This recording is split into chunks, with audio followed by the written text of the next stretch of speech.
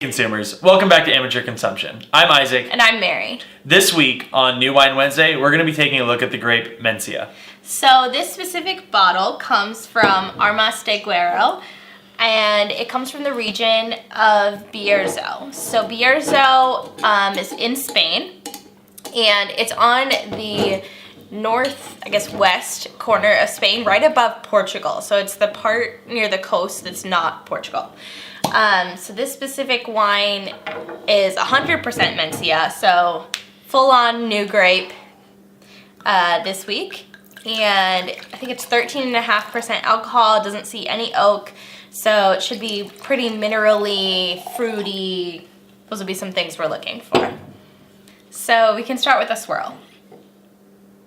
It's pretty dark red, kind of matches my shirt a little bit.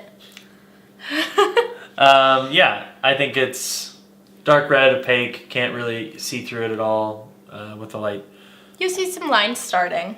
Yeah, minimal though. What does it smell like? Like fruity goodness. I don't know if I get fruity goodness, but we'll see. Yeah, I definitely get a lot of dark berries like raspberry, blueberry.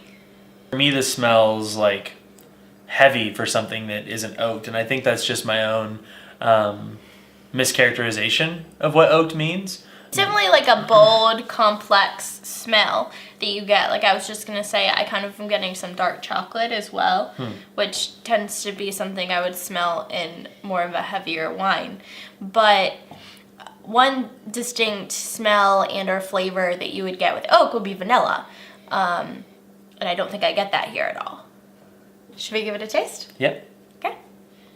It's definitely jammy, but I would say that it's more medium-bodied than... Right. Because like I was going to say, not nearly as jammy as I thought it was going to be. The nose seems heavy, but the taste seems medium to light. There's a lot of acidity in this wine. It kind of coats like the outsides of your tongue, just kind of picking at you.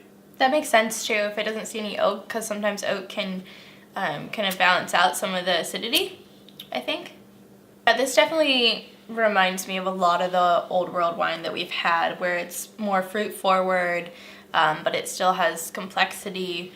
But it's kind of a wine that you could drink with anything, by itself or with a meal, more towards the table wine type style. This one I think is a little more fruit forward and a little bit bolder than some of the typical table wines we've had, but still in that style. With it being so young, I wonder if it would open up at all. Setting out, I don't know, but I'd be curious to let this sit for 10, 15, 20 minutes, an hour, and see what it tastes like then, giving it this small decanting period. It seems just a little bit tight to me right now. So when rating this wine, I'm going to come in right at a 6 as it sits right now. I am going to pour some and let it kind of air out and see how that changes the profile, because I think this one might. But as it sits right now, I'm at a 6. Yeah, I'd be between a 6 and a 7, probably more towards the 6. I think it's pretty good, but 7 for me, it has to be more on the great than the good side. Price point for this wine we got for $10.99 at our local boutique style wine shop. So for me, Spanish wines, I find that when they're younger, see limited time in oak, I really enjoy the flavors that they bring out. And so if you're looking at a young Spanish wine in any wine shop that you're at or any restaurant that you're going to, it's definitely worth a shot. And especially for the value, Spanish wines tend to be on the cheaper side, just like this one that was $10.99. The value tends to really be there for the quality of wine that you'll get. Thanks so much for watching this week's episode of New Wine Wednesday. If you liked it, give us a thumbs up. If you loved it, subscribe, and we'll see you on Friday. Drink more wine.